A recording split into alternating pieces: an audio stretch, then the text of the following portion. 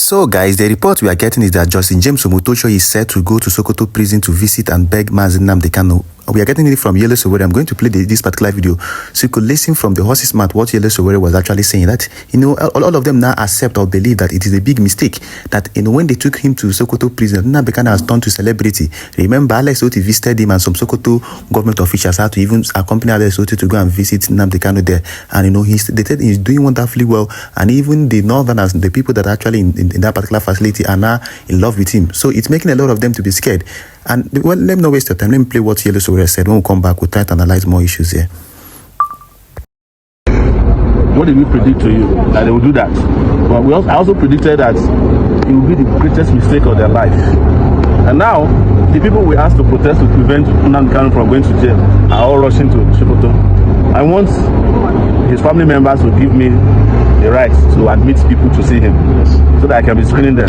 And I'll tell you the day the judge who sentenced him is going to go to Sokoto. He's going to go beg like Fela was begged in Bama prison for doing what is wrong, if he has not done that already. But if he wants to go, tell him to contact me. I will arrange a safe passage to Sokoto. This was the worst thing they could have done to them. When they were taking him to Sokoto, they thought they would ridicule him. When they got to Sokoto, he has turned Sokoto to another Mecca. Yes, pilgrimage. That's what we predicted. They don't have sense because they don't have people who can reason in government. And now, look at where we are. You jailed Nnamdi Kanu.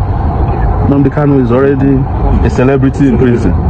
They said he has already become the president of the prison, but I doubt that is what Nnamdi Kanu wanted. But it must have been conferred on him just by respect, So very soon, you will see that they will, on their own, reverse the most fundamental mistake they ever made regarding Nnamdi Kanu. You can quote me on that. So if you listen attentively to what Yele Sowore said, everything he said has, started happening. Alex Oti had to go and visit Nnamdi Kanu. A lot of people, have been secretly going to visit him to, tell him one or two things. But the issue here is that a lot of people that are visiting, people are telling them that they are giving Nnamdi Kanu some certain amount of condition before they can actually, start negotiating for his unconditional release. And they're telling him you have to drop your agitation, you have to, disband the IPOB group, or probably you rebrand it to become more of a political group.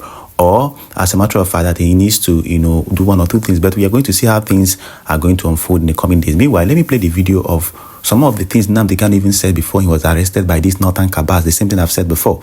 Some of these Fulani herdsmen, when invaded people's farmland over there in the Middle Belt and, destroyed their farmland. Let me just play the video so you could hear the cries of this particular farmer and how he was saying. And these are the things Nnamdi Kanu just said. Why not put a ban on open grazing? The Buhari's government said no, and arrested him. Let me play this particular video. We'll come back. We'll try to wrap up issues there. Fellow Nigerians, this is what is happening on the plateau. This is what is happening. You can see. Now I brought in the securities and the Fulanis are running away. Instead, they should stand and answer questions. This is my rice farm, and the Fulani just invaded the farm, ate everything on the farm. You can see, as you can see. You can see. This is this. These are over 300 cows. Now that they are seeing securities, they are moving their cows away. They are running away. They don't want to talk. You can see over 400 cows. Over 400 cows. This is what is happening. This is in Kasabar Kinladi, local government of Plateau State. This is what is happening. These are the bigger issues Nnamdi Kanu and a lot of people will actually complain. Nnamdi Kanu kept on questioning. Why is it that in 21st century you are carrying cattle or in the name of nomadic herding to be moving from place to place? Not just that you are doing that, you are destroying people's farmlands, destroying people's farm crops, and apart from that, you are even extending and expanding terrorism, because I've often said it here, that these herdsmen carry AK-47 and assault rifles. In which country is this permitted? Even when the Constitution of Nigeria clearly stipulates that it's against the Constitution for anybody to bear any firearm and all that. But these people bear firearms, and if care is not taken, this particular man that is confronting these herdsmen, if they're armed, they will unalive this farmer. And if peradventure this particular farmer, unalives any of these particular Fulani herdsmen, maybe doing confrontations or anything as self-defense, the Nigerian government will go and persecute him, the farmer.